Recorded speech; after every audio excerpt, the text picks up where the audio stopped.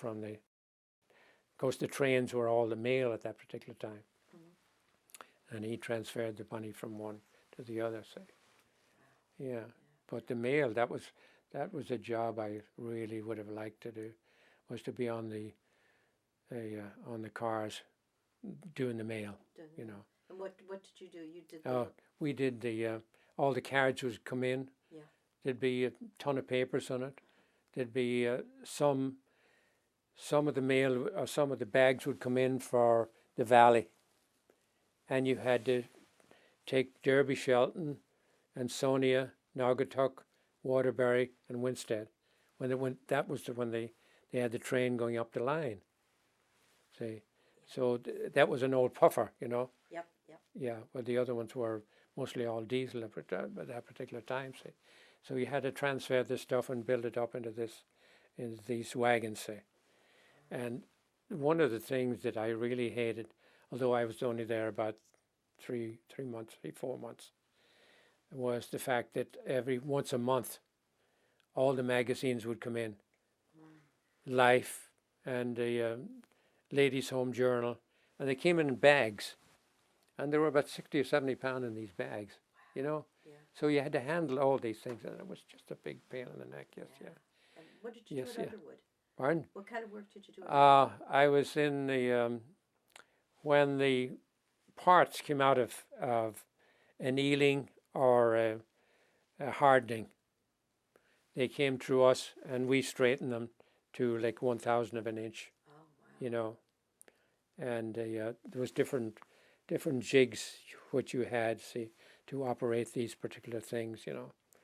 So you're a machinist type of thing? Well, you had a bench and a hammer and a long light like this, a lot of them, and you either rolled them down or put them up, and there's a bar this long. They made what was known as the Elliott Fisher bank machine, you know, where these were the big machines that, you know, this big paper would go in, see, for the bank, for whatever it was they used anyhow. But they made them, say. So it was after you left there that you retired? No. I was only 2 months and then from that I went to the Underwood. I spent 10 years at the Underwood, from 47 to 57. And what did you do there? 57 in the Underwood. I was at this. Well, that's what I was doing. That's what you were doing at Underwood. Yeah, the Underwood. Yes, yeah. But I got into a job, which was real great. You know, it was a piecework, see, and all the guys got together on the bench. There was maybe about 20 of them. There was about 40 girls they would do the riveting. Oh, wow. Yeah. During the war times? No, this was after the war. 57 you just said, right? Yeah, 57. Wow. Yeah. But they did most all the riveting. Actually, the poor women, it was the lowest paid job there was. But for us, we could make our own money if you could, you had a time study man.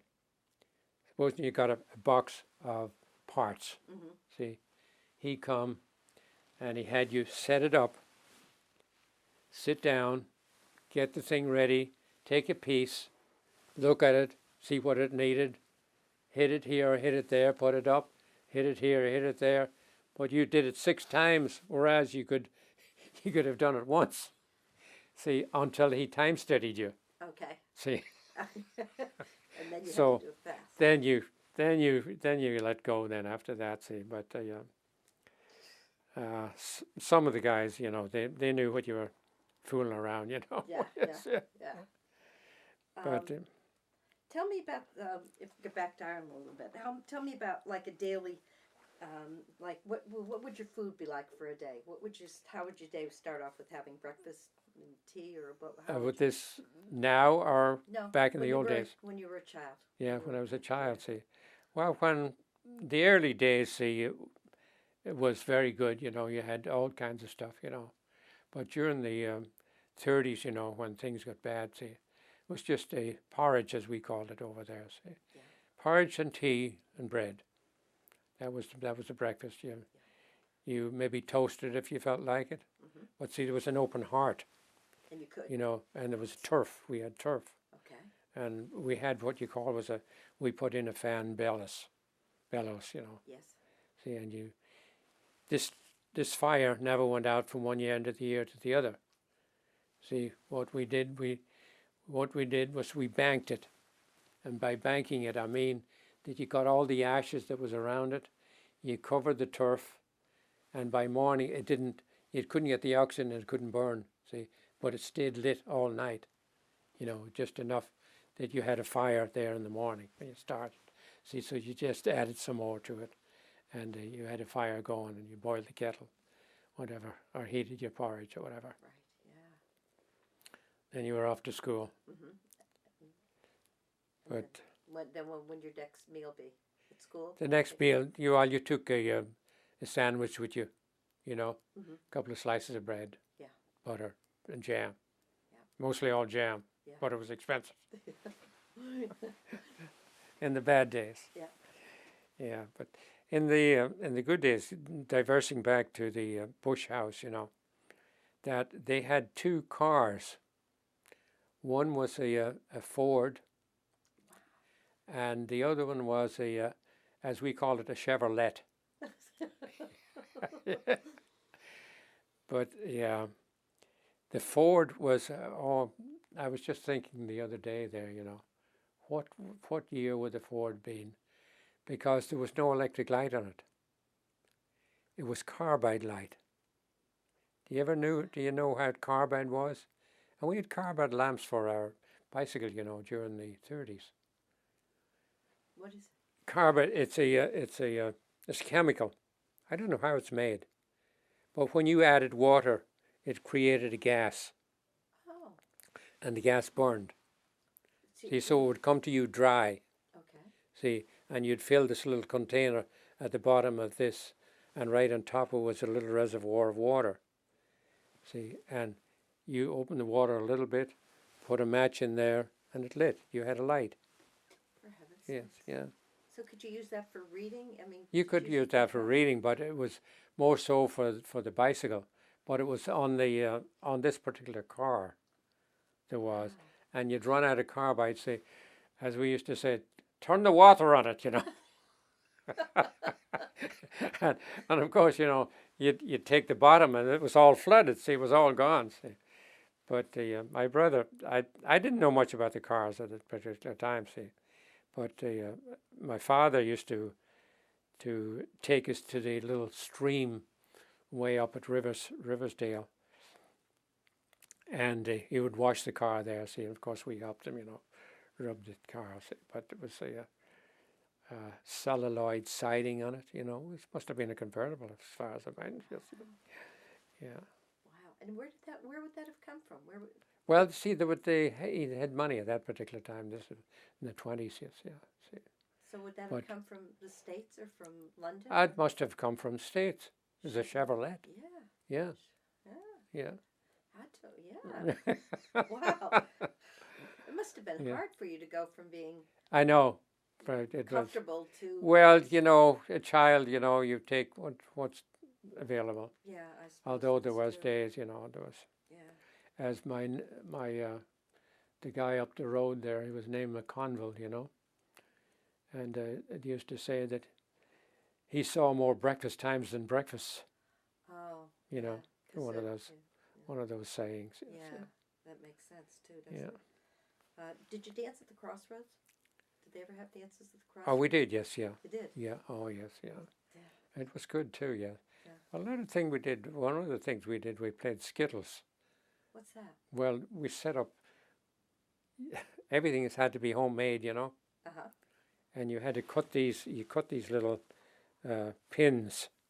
It was like like bowling to a certain extent, but you had to throw the I don't know, the log about this long, say. You had to throw it so close to it, see, to try and knock these pins out of this particular circle, say. And a log, are you talking about? Yeah, a log of wood, you know, okay. about this thick, you know. Okay, yeah. So you kind of So rolled it at it? Well, you threw it, say. Yeah. But you couldn't roll it, you know, along the road, Right. say. Oh, You yeah. had to be over this particular boundary, you know, which was about maybe so far closer to the pins, you know. See, so that you couldn't roll it. You just had to judge where it was going to hit and where it was going to knock out. And you played that on the road? We played that on the road practically every evening. Between that and pitching pennies. What was pitching pennies? I mean, it sounds obvious, but tell me about it. Yeah. Well, the pitching pennies, well, you had one, you know, the big English pennies, they were big. Yes. Yeah. You know. So you threw them to a bobbin, as we called it, a little stone. Okay. You know. And this was kind of a sandy area. See, so whoever got close to the stone, they had the first choice. They said there was a head and a tail on the penny. Yeah. So you put them on a little piece of stick, and you threw them up. And when they come down, you had all the heads. You lost all the tails. The next guy who was closest to it, he got the chance at that. See, so that's so you could make a little money. You could make a little money on it if you were good at measuring your your distance. Yeah, no, you said that you had religion in your school. Yeah. So was the area where you lived more popular? You said there were some Protestant kids in the school, but was it more populated with Catholics? It was, yes, yeah. It was. Yeah. It was a more Catholic area. Yeah. Was there, aside, I know you said that you had the soldiers come and firing at the house. Yeah, right. But yes, so far as neighbors and Protestants and Catholics living there, they got on like this. just fine. Fine.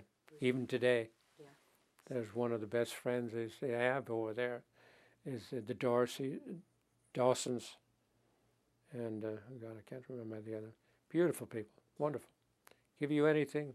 Yeah. Lovely time. Matter of fact, my nephew used to love to go to work for them because they put on a steak dinner every day. Today, now that's today, not in the old days. Yes. Yeah. Oh, that's nice. Yeah. So that there was never Not a bit of trouble. Yes. Yeah. When the soldiers came. Right. Yes. There's suspicion or something like that. One of the pictures you showed me, there was taken out of a window of a helicopter. Can you talk about that a little bit? Well, I took it out of my window. Yes, of your home. Of my home. See, the helicopter's coming down, looking at the hedgerows. He just goes all the way around to see if there's anybody in there or anything, you know. He just searched, but then they would come around. They'd land in my field, the helicopter, but they wouldn't land. They wouldn't come down. They would come down to about maybe 3 feet or so, and then the army would jump out. They wouldn't land in case there was a landmine there. See, so they had to keep flying when it was there, see.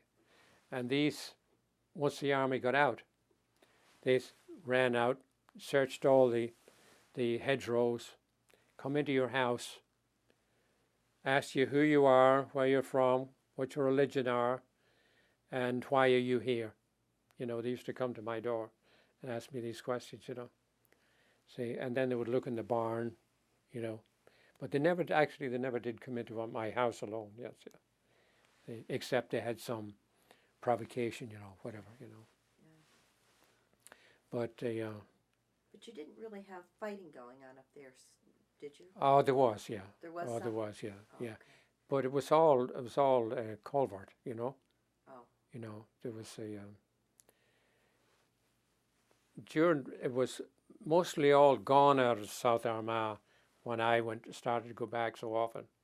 But during the 70s and early 80s there was quite a bit of fighting, yes, yeah. There was, you know, it was blowing up. It's almost like Iraq today, you know, but there was no suicide guys, you know. They had high-powered rifles, you know, and the IRA, say. Yeah. But speaking of the IRA, one good thing was that they got rid of the border, you know. Yeah. Right about a mile from us was the border of County Monaghan, see, and there was a little bridge there, see, and the army thought that it was a way for the IRA coming across, so they blew it up. See, well, the people that was living along there, and one guy, he was Protestant too, he had land on the other side, you know, in the south. Sure. So it's only a stream, see, that's dividing the north and the south. you go in, you're in one country in one by taking one step over this little bridge, say. So they blew the bridge up, say. And then the farmers got together and they built a bridge. Then they blew that one up. And this was been going on for, every 4 or 5 years this bridge was blown up. They call it the Crooked Bridge, yes, yeah. But of course, talk about smuggling, Oh yeah. Yeah, that was an interesting thing. I never got into it too much, Too much. because I was too young at the time. Uh-huh. But when the border started, say, the British, I hope no Brits are going to see this. They tried to monopolize Ireland and bring it back into the fold again. When it was the Irish Free State. It was still part of the Commonwealth, as we would call it. Say, Northern Ireland was supposedly British, and the South was the Irish Free State. It wasn't until 1949 that they declared a republic, and it's the Republic of Ireland now. See? But during that time, when they broke up, say, and they made the peace settlement, the northern 6 counties, the Ulster has 9 counties, see, but the old Craigavon, he only wanted 6 of them. See, so because the other one was majority of Catholics in Cavan, in Monaghan, and in Donegal. So those are cut off, say. So yeah, see, the rest of them was mostly all Protestant. See, so he didn't want the voting to be voted out. I see. You see, there was method to his madness. Yeah. But anyhow, where was I? The smuggling. You could buy a cow 5 miles from where I was, walk it across the stream. You could buy a cow for £2. Walk it across the stream, you had £4. Wow. See, you double your money. So it was cheaper in the Republic at that time. It was cheaper in the Republic because Britain told the Irish Republic they wouldn't accept their beef anymore. See, they didn't know where to export it, say. So they were loaded with cattle down there. And, of course, Northern Ireland, see, you could sell it, see. And the smuggling started. Well, there was more tales about that smuggling, of what went on, see. Of course, as it went on bigger and got bigger, these people with a little money, they could buy their way. And we had what was an RIC man, an old RIC man, who became an RUC man. RIC was the Royal Irish Constabulary, and the RUC is the Royal Ulster Constabulary. But he didn't care one way or another, He was just getting his time in. See, so he used to tell the guys, he said, you have the road from 12 o'clock to 2 in the morning, run your cattle. After 2, you're going to be arrested, So they used to run the cattle, that way. I heard about the smugglers bringing butter across, but I never heard about butter, little yes, cows. Yeah. Oh, cow. That'd be a little hard to hide. Steve and Jer, they used to bring the eggs across, and things were during the early war years, things were very scarce in the South, such as metal and all like that. See, so when that guy you see in the picture there, him and I were going down to Galway, and that's right, Jack Lennon. Yeah, him and I were going down to Galway. When I look back and see these pictures and I was such close friends with these, if that was today, it'd be a different. You would look at it different. But we were very good friends. It was, we went out together and got girls together and all like that. But we had files. They needed files down there. There was a sawmill down in Galway, and we needed They needed files, see, and they couldn't get them down in the Free State. See, so we stuck them down the inside of our socks here.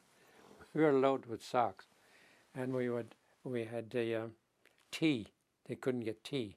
Tea was very scarce. Of course, in the north, you got a quarter pound of butter every 2 weeks. You get one egg every 2 weeks. If you were in the city, and you got the only thing you could live on was potatoes, bread. That was the only thing. Tea and bacon, everything else was all rationed. You had a ration card, and when you bought something, you had to pay stamps for it. See, so, but anyhow, we were going down south on the train. See, we had all these files and everything else, and of course the inspector come in. We could hardly stand up with all this metal right around our legs. Yeah. But you made it. But we made it. Yeah, no problem. Yes, yeah, we got there. Yes, yeah. And then were you But they talked about the lady who was carrying the tea, and she was carrying it in a very private place, So she goes so scared that they say, "Well, she wet the tea." Made that a lot less valuable. I know. And was she taking it from the north? She to was the taking it south? from the north to the To south. the Yeah. south, yeah. Yeah. Wow. Yeah, there's so many stories. Like the time my brother-in-law now, Frank, that married my sister, he had cattle. Things were slow for a while. The when you were going into the fair, there was a policeman there, 2 or 3 policemen. See, so every animal you had, he wrote it down. See, and checked everything. And where did you get it? Where was it coming from? Of course, you had a story Yeah, of course. a mile long, say. But of course, and then they would come round to the farms and check all the cattle you had there. See, so they knew how many cattle you had in the farm. Where did you get these cattle? Say, so it must have been smuggled, so they wouldn't take them off you, But anyhow, they weren't checking this particular couple of months, So everybody says, "Whoa, that's a great idea. Let's rush the cattle in from the south," So my brother-in-law, he rushed 2 or 3 of them, yes, yeah. But God, that was the day they come in. They come in whole truckloads of police and started checking, and nobody had the backing of where they came from or where they. Well, they got about 40 head of cattle, see, and my brother-in-law, he rushed his cattle into a yard, and he hid it in some woman say she had an old shed in back. He pushed them in there. There was vegetables and everything. They made a mess of it, but he saved his cattle anyhow. But when they were driving these 40 head of cattle, I don't know where were going to drive them to, but they were driving them along the road. And they came to this crossroads. And the crossroads, there was bogs on either side, lower down, see. So there was only about 2 policemen was taking care of these cattle. See, what did the guys do? Only they went, and as soon as they come to this crossroads, they went down, shouted at the cattle, spread them all over. They were going this way and going that way and going every which way. And of course, the 2 cops, they couldn't do nothing. Right. They couldn't do nothing. See? So they got about maybe at least more than half of them right back across the border again. Yes, yeah. And these were those stray cattle, just. Yeah, I know. Yes, yeah. But Jeez, that's Yeah. amazing. That's amazing. oh yes, yeah. What made you decide to come to the States? Well, it was always our desire, really. When my father left, see, and came over here, see, his plan was to bring us over there when he would get established, And of course, we were looking forward to that all the time, see. So, things went, when the Depression came here, there was no money to bring anybody over, So it went from one day to another until after the war, when the war came, see. When I was established and could pay the fare, he couldn't get over that time. Yes, yeah, when the war came. Yes, I remember the war quite well the day it started. Do you? I do. Yeah, yeah. What? Talk Well, about we were looking for it, you know, in the 1938 when old Chamberlain went over to Hitler, you know, and came back waving his piece of paper, you know, said everything is all set, you know, and then the next thing we knew, actually it was a fair day in Crossmaglen, the 1st of September, and the word came around that Hitler had invaded Poland, you know. So then the Brits had said, well, if you don't get out in 3 days, and come Sunday morning, we were all listening to the radio when the old Chamberlain come in, said, as of today, we're at war. Yeah, so everything changed then. So Steve and Jer, they had went to England in 38, I think it was, yeah. They spent a couple of years in London. But of course, you know, they were going to be conscripted over there, so they came home too, yes, yeah. Then they didn't serve in the No, army? they didn't serve did in the not army, serve. no. They did No. not have to. Didn't have to say, but back and forth there was always the question as whether conscription would come to Northern Ireland. But see, they knew that a lot of them would skip to the south. Say, the south was neutral. Say, yeah. See, they just. So you had to wait it out. You had to wait the war out. I had to wait the before you war could come out. over. Say, Yeah. and then when the war was over, say, one of the things that really happened that gave me a hard time was the fact that when I went to get a passport, you know, and I had to get a British passport because I was living in Northern Ireland. See, I went to get the birth certificate. Well, all the births and deaths and everything else the building had been destroyed during that particular time. There was no birth certificate. So they had to accept a baptismal, and they did accept it, yes, which was a big thing, say. Yeah. But I got the passport anyhow. Were there other of your family here already? Aside from your dad?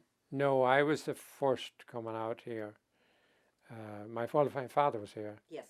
Well, my brother had come out, and he was only out about 5, 6 years there when he passed away. Yes, yeah. I don't know. My father never elaborated on that. Say, as to why that was. Jer? No, that was Patrick. Oh, Patrick. Okay. Yeah, Jer was my bosom buddy here. So it was Patrick was the oldest. Patrick son. was the eldest. Yes, yeah. And What was your father's name? Michael. Michael. Yeah. Steve was called after. He was Michael Stephen, Okay. but we always called him Steve. Yes, yeah. But when I went to try and get to the United States after the war, you know, this was in 46, you know, well, all the troops were being transported back home, you know. It was taking a long time. See, there was no transportation. See, so the only thing was that in the end of 46, I had all the passport. I had it all set, see. So I was trying to make arrangements to get out here. So you might have been able to come to Canada, you know, and I was hoping to come to Canada and then slip across the border, but I said, I'm better not, yes. So anyhow, I went to this travel agency and they said, well, your only chance is possibly to fly out. Well, fly out, that was, you know, above and beyond. Yeah. Fly the Atlantic? Yeah. My God, what was I, a Lindbergh? So anyhow, they said, you know, it's a possibility you might get out if there's an opening, you know.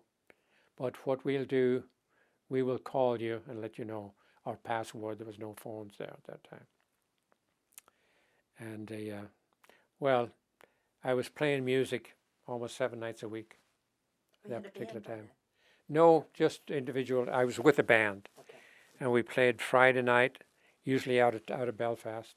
Saturday night we played in St. Paul's, which was up at Clonard, Springfield Road. And then Sunday night we played in a place called the Art School, which was supposedly the high school of music, you know. of dancing, not music, high school of dancing. But that was it. And I used to, before I was in lived in Belfast. I lived in Lisburn for quite a while, 4 or 5 years, But I used to catch the last bus it left at 11 o'clock. And my dance was to 11 o'clock. See, so I'd have to run out of the hall, run over King Street, try and catch the bus, yes. And then when it was a late night, I'd have to ride the bicycle. And it was all cobblestones in Belfast at that particular time. Can you imagine And with the riding accordion? with the accordion strapped on my back? I rode that 10 miles from Belfast to Lisburn. Get home and then get up the next morning and go to work. Go to work. Yeah. So how did you hear that you were going to be able to fly? Eventually, they sent up a note and they said, be down in Shannon by Sunday, So this was on a Friday, I think it was. Well, by that time, I had an old Austin 7 car. Of course, during the war, you had no cars on the road over there during that time. There was no cars whatsoever, no private cars, except you had a government job or whatever it was, the only ones. But when it come to the last 45 or so, they eased up, and you got 2 gallons a month of gasoline. Didn't do a whole lot of driving. They didn't. Well, the imperial gas gallon was a little bit bigger, say. You didn't know. Well, it took you occasionally. So I used to use it when I had my nights, instead of riding the bicycle, I took it out. But I drove home anyhow.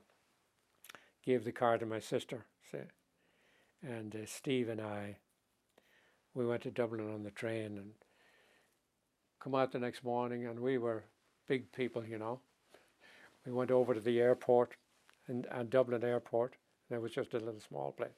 They were flying little small planes at that time, So we got up and we bounced all the way down to Shannon. Yeah. And we got off at Shannon, and I went in and checked in, Well, I don't know. We don't know. We'll have to see. But anyhow, that first night, they couldn't take me. There was Pan Am was flying in. Go and see. So then the next night, and it was dark and it was raining and it was miserable night outside. I go back to the airport the next day and sit around, Wait. So the next night they said, okay, we got a seat for you. See? So I got on that plane, and the guy who sat down beside me, he was a guy from Kerry, I think it was, or either Galway or Kerry. First thing he says, hey, Gosson, he says, our little bottle right here, take a sup at that, and you won't feel it. Because I didn't drink, Yes. So anyhow, 13 hours it took us to get into Gander. And where's Gander? Gander is in Newfoundland. Okay. Yeah. We landed in Gander. All planes landed in Gander at that particular time, the prop planes, But 13 hours. it was 6 years ago or so, I went to China. It was 13 hours on the plane then, from Detroit to All the way to Beijing. China. Yeah, right. Yeah. Okay. But we landed in Gander, and God, the sun was shining. It was beautiful, but there was snow on the ground, And I said, oh man, it's a beautiful day. So anyhow, we were taken to the hotel, and put up, see. But we had to wait because it was bad. It was snowing and raining in New York, in LaGuardia. Okay. We couldn't move out. So we had to wait till the weather got better. So they put us up on the hotel, say. But we had to go back to the plane to get whatever overnight bags we were going to have, see. And I walked out, and holy mackerel, I froze. Yeah. I thought it was like Ireland. When you saw a sunshiny day, it had to be nice, See, it was sunshiny day, it'd be 45 or maybe better. Yeah. And any kind of a jacket would do you, Yeah. But God, in Newfoundland, man, what the heck is going on here? It was about maybe or maybe 18 in the teens or whatever, Oh, with a wow. little breeze blowing, and man, it was cold. But anyhow, we got our stuff. They were very nice to us, They gave us a toothbrush, toothpaste, anything, Yeah. anything you wanted. So we stayed there for 2 days, Waiting to be able to. waiting for the weather to clear. So we left. We left on what was it, a Tuesday or something like that. I forget now the day. And we got up, and during that time, I met this nice girl. And was that? Pardon? Is that Anne? No, No. no. Okay. Just somebody to be funny Yeah, with other cars. yeah. Well, her and I we sat together on the way down. Very nice girl. She was going to Chicago. Okay. So we landed in LaGuardia. It was dark and it was raining, and it was a terrible night. There was a fog, on it. See, so we come in. My God, I says we were over water. We were just skimming the water, I thought, Yeah. So, but we did land and safely and everything else, and went into the terminal. Went through the immigration and the whole bit, got out. Well, we had made friends, when during the time we were up in Gander, they had a jukebox up there, see, and they played music. Mhm. That was the first time I'd eaten white bread in 5 years, Wow. and it was so good. Yeah. Yeah. But anyhow, I had made some friends, and this guy came to me, He says, "Where are you going?" I said, "I'm going to Bridgeport, Connecticut." He says, "Well, you have to go to Grand Central, He says, "You'll need a cab to get into New York, He says, "Why don't you get some of your friends together, and I'll take the whole bunch of you, See, he was, I guess, a gypsy cab or whatever he was. I don't know what he was, but anyhow, one of them lived in Manhattan. We got onto the bus or the cab. One lived in Manhattan, and one lived in somewhere else. That was easy, Manhattan was easy to get at. But somebody lived in the Bronx, in Cooper Street in the Bronx. Why that street stays in my memory, I don't know. But he looked and looked and looked and looked, and he had to go and get gas because he was running out of gas. Running around trying to find this place. So we finally did find some place that it resembles the place it was supposed to say. They got off. I was the last one in the cab. See, so we come to Grand Central. He says, now. He came to Grand Central, and I got out, and I says, "Where's the station?" The station to me, in my mind, like Belfast, was a big thing with columns with smoke coming out of it and everything else like that. And when you got in there, all you saw was a row of doors. Yes. Right. Yeah. All around. I said, "I don't see no station here. I don't see no trains. I don't see nothing." So he says, "Well, go over there anyhow." He says, "Go through those doors, So anyhow, I went through the doors, and man, I was awestruck when I saw that the inside of Grand Central, such a building, So I went and I got a ticket anyhow and waited for the train. And then there was tracks, and there was only 2 tracks in Belfast. There was 27 tracks here. Where the heck do you go for that, So between asking, well, the good thing about, Irish coming over is to speak English. Yes. I can just imagine, looking back at it, if you couldn't speak English, how are you going to get around, say? But I got on the train and I come back got off in Bridgeport, say. This was around 11 o'clock, I guess, at night. And this at was that in time. What time of the year was this? This was in January 16, Okay. 1947. Yeah. Okay. And I got off the train, and of course I didn't know where Broad Street was, so there was a taxi there. So I says, "I'm going to Broad Street." So he says, "Well, I'll run you up. 30 cents running from the station up to Broad Street." He dropped me off at the house, He says, "I don't see 765, but he says, but that's 798 or something like that." Yes, it's in here somewhere, So he took off. I'm there with a big suitcase, Well, it was big to me anyhow. So I went up and I looked around. And I looked at this house. I looked at the next house. And it was on the corner, I think, of South Street and Broad, And of course, I had never seen an apartment house before, and didn't realize that there could be families in this particular house. I thought everybody owned a house, and a house was a house. Yeah. You know. Yeah, yeah. See, so I couldn't find a 765. You know. So anyhow, I went into the next house. There was a steps up to, you know, the flooring, and then I went through these doors, and there was a bar. There was a whole lot of men sitting around a big table playing cards. And in there, what did I see? I saw the Wild West. Oh, You know, in your mind. In my mind, Yeah. I see the Wild West. They're all playing cards, you know. Yeah. So I stood there, and I said, "Does anybody know where 765 is?" And nobody answered. You know, it was a Greek club, and most of them all spoke Greek. You know, so one guy, I guess he took pity on me. You know, so he says, "Well, I'll go and try and help you." You know, so he knew to go. Instead of the front door, he checked the front door. He went round the side, you know, and here was a set of steps. Well, the basement, there was a basement there. There was this second floor, and we were on the third floor. Well, of course, I didn't know that, Sure. you know. Yeah. So I knocked on the basement door, see. And this guy coming out, you know, I knocked about 3 or 4 times, you know. He come out. This is late at night. This was after 11. Yeah. Yeah. And he was shaving, the soap was still on his face. And I says, is Mr. Bellew live here? He says, no, he's gone back to Greece. Apparently, he was new in the spot in the place, and he had been a Greek guy before that.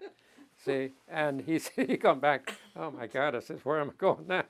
So the guy that was with me, he went up the stairs, you know, and opened another door, and I guess my father, who had come down to Ellis Island twice, figuring I would be held in Ellis Island, say, Yes, yeah. 2 nights before. Uh-huh. See, not knowing that I was stuck up on Gander. And of course he was in bed, see, and he hears the commotion downstairs. And he comes and he says, "Who's there?" Well, I was there, and I went upstairs, yes, yeah. But it was quite a hassle for And me. you hadn't yes, seen yeah. him since you were how I old? hadn't seen him since I was 7 years old. Wow. Yeah. Wow. That was And something that crossed my mind before I did come, you know, I hope he's not going to be the father. They're going to tell me do this and do that and do the other thing. But I must say that he never interfered with what I did or how I did it, yes, yeah. And did you stay there Yeah. then and live with I him? stayed there for about 4 years, I guess, Wow. yeah. Nice. Yeah. What kind of work was he doing here? He was a bartender, Oh. yeah. Yeah. Is that- Actually, he had spent the war years in Champsfort. Oh. I don't know if you ever heard of it or not. Champsfort built some of the best planes Yeah. that the Navy ever had. Yeah. Yeah, both for the Pacific War. There were gull wings, Yeah. you know, and they were fantastic Champsfort planes. Yes, Yeah. but they had moved. Champsfort had moved down to Texas then. But he retired out of there.